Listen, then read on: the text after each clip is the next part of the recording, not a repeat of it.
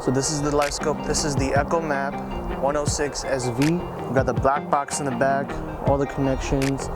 With the battery, has a nice handle for you here. This bag is the extra large version. The shuttle is also an extra large version. And these will hold a 10-inch to a 12-inch screen. If you have a 9-inch or 7-inch screen, those would be the regular size. And then you also have your pole, which is sold separately, and then it comes with everything here. It has the legs, has the handles, and the screen, of course, I think Cabela's has a discount right now. I'll go ahead and put that in the link below. Also with the LVS transducer with a black box, that is also on sale right now. And then once you get everything, you just gotta put it all together. You'll just go ahead and mount everything up. Here in the back, you can see that these just screw in right into the shuttle.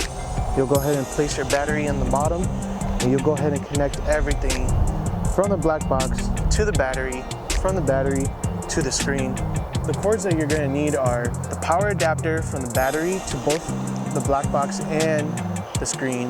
You're going to need your cord to connect your screen to the black box, and you're also going to need the transducer to connect to the black box. Now, one thing I have here is a female end on both sides, because the cord that I bought to connect the screen over to the black box, it was a male, and the end on the black box is also a male, which wouldn't connect.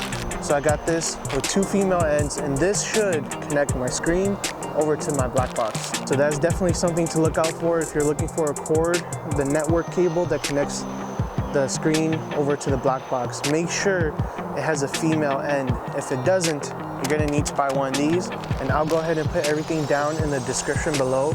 That way you can see everything that you need to get, and you can put your kit all together. And that's pretty much it. I hope this was helpful. If you enjoyed the video, make sure you give me a thumbs up, and make sure you subscribe as well. Stay tuned for some more videos.